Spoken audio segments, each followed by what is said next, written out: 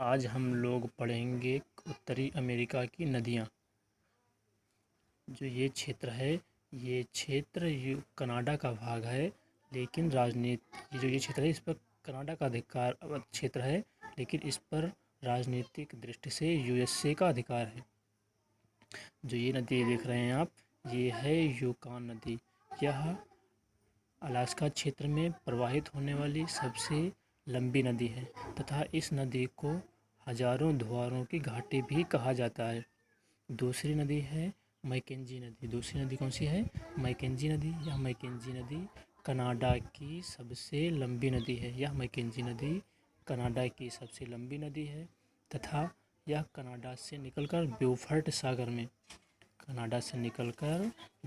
सागर में गिरती है और इस नदी के पूर्व में Great Bear, Great Slave, Athabasca, Reindeer तथा विनिपेग झील स्थित हैं। तीसरी नदी है सेंट लॉरेंस नदी। यह नदी 5 झीलों से अपना जल प्राप्त करती है तथा सेंट लॉरेंस की खाड़ी में अपना जल गिराती है। यहाँ ये जो 5 झीलें हैं, सुपरियर झील, मिशिगन झील, ह्यूरॉन झील, इरी झील, ओंटारियो झील, इन 5 झीलों को 5 झील प्रदेश भी कहते हैं तथा सुपरियर, ह्यूरॉन, इरी, ओंटारियो झील ये कनाडा और यूएसए की सीमा पर स्थित हैं। जो ये मिशिगन झील है, यह मुख्य रूप से संयुक्त राज्य अमेरिका का भाग है। चौथी नदी है मिसिसिपी नदी,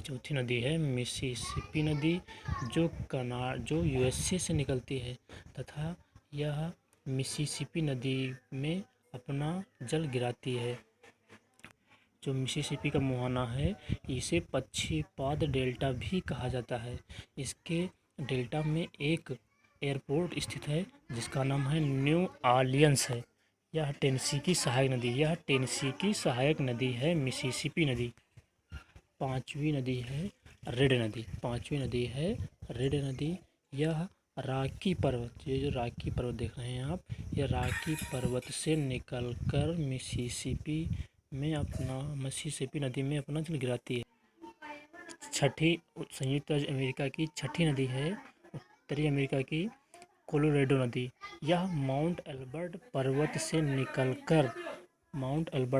से निकलकर कैलिफोर्निया की खाड़ी में अपना जल गिराती है तथा इसके तट पर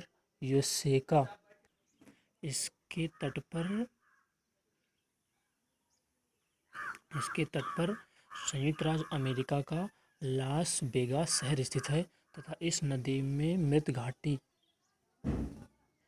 के पश्चिम में मृत घाटी स्थित है जिसे हम लोग साइलेंट वैली भी कहते हैं। ये है रियो ग्रांडे नदी के बेसिन में चिहुमहुआ की खान है, जो चांदी की खास खान है, जो चांदी के लिए प्रसिद्ध है तथा यह मैक्सिको की खाड़ी में यह नदी गिरती है। धन्यवाद दोस्तों।